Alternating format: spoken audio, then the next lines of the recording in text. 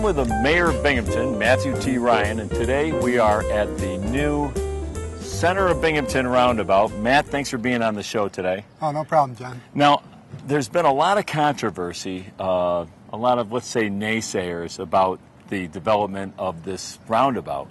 And some of the reasons that they use are, why would we spend money on that when we could be spending money someplace else? What is the answer to that? Well, the answer to that is that this project the money has been set aside for this project.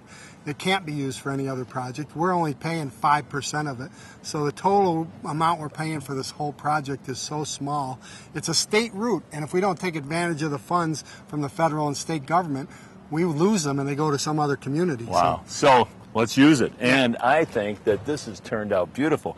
Now, one of the other arguments was that, it's dangerous to cross and, it's a problem. And, can you explain something? Well, first of all, you were going to talk about the change of the look of the area, too. Well, just look up above you, and there was enough wires that you couldn't see any of this beautiful architecture. 5 different traffic lights using a lot of energy and making people sit and idle, and very bad for center city pollution.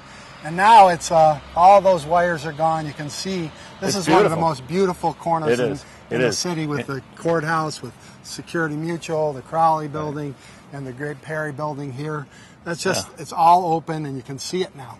And as far as you started to mention how it is, the safety of crossing. Let's do it. Let's do it. This is one of the reasons why I embraced it so much, this project, because we have a lot of elderly people. We have a lot of people that don't move as fast as they used to. And before, you would have to cross this whole expanse.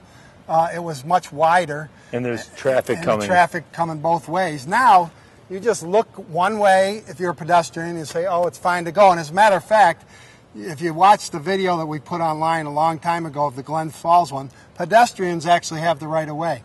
So there'll be lines here, and when a pedestrian's in there, the cars stop.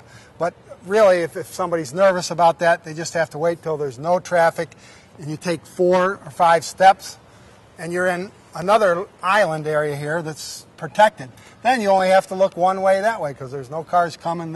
You're past that traffic. You don't have to worry about what's over here. Right. Right. And you just look one way, and once it's clear, you just take another 4 or 5 steps, and you're clear. Right. And the same thing is at every crossing. It's the same exact thing. Exactly. Right. And you're not sitting and waiting constantly for all the other traffic to clear before you can start going. You take your car in and take it out. There'll never be a car you have to worry about next to you. It's a 1-lane roundabout. Right. It's so simple and so attractive. I mean, all the new landscaping areas, all the brick. It's just beautiful. I think once it's all done, right now it's still rough, but once it's all done, I think it's going to be a great addition to our city. DOT, like I said, is funding 95% of this project. Right. They identify, now it's the preferred method for intersections and across the state and many states. This isn't some sort of trial thing. This is something there's 300 and something of it in New York State now. Right. So. And if you have an intersection that can take a roundabout, they say you have to. That's the preferred method, unless you can come up with a good reason why you shouldn't do it. And there was no good reason why. Right. And like I said, we're getting 95% of the money from them, so we have to go by their rules. And it's just I think it's going to be a great addition. It didn't impact. Some people were afraid it would be a historic.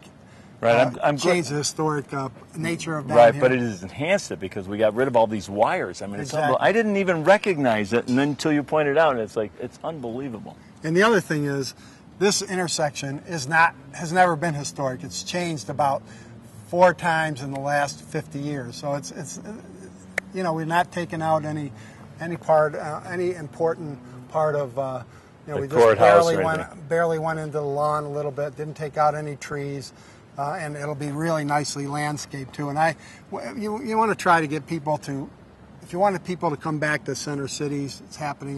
You have to have a livable, walkable, beautiful, scenery and stuff like that. And that's what this is going to provide. And don't forget, it's not just here. It's all the way to the Court Street Bridge. We're Right. doing this whole area, and it's needed a makeover for a long time. I'm very happy. Well, Matt, I think it's going to be your legacy as you go forward. I think it's a great idea. Thanks, John.